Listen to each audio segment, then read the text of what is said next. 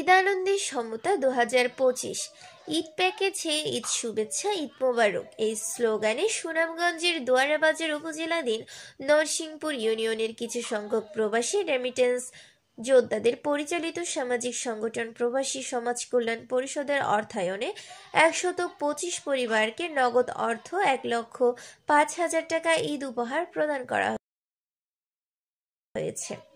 শনিবার 29 মার্চ দুপুরে উপজেলার নরসিংপুর ইউনিয়নের নাসিমপুর বাজারে এই আয়োজন সম্পন্ন করে সংগঠনটি।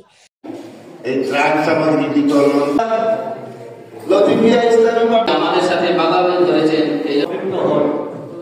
এ পর্যায়ে বক্তব্য নিয়ে আসছেন শুভেচ্ছা অনুষ্ঠানে সকল সমাজের জানাচ্ছি আমরা যাতে করে আমাদের এই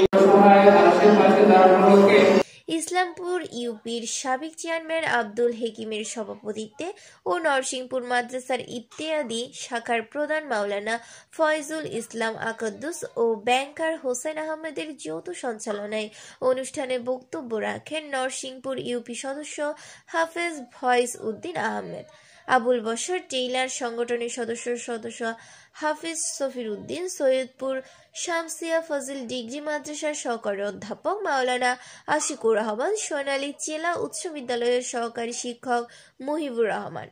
এ সময় সমাজসেবক সফির উদ্দিন, মৌলভী আব্দুর রহম, ইলিয়াস আলী, ফরহাদ মিয়া, আব্দুল আহাদ, কসির আলী, শাহিদ আলী, সংগঠনের সাংস্কৃতিক সম্পাদক সালেহ আহমদ রনি, সদস্য আশরাফ উদ্দিন, ইব্রাহিম আলী, ফরহাদ আহমদ, সমাজসেবক তেরাব আলী, আব্দুর রহিম প্রমুখ উপস্থিত ছিলেন।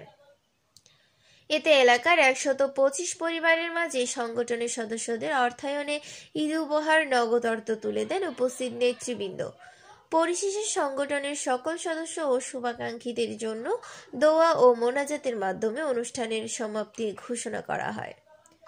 সোহেল মিয়া, ডাক বাংলা টিভি, সুনামগঞ্জ।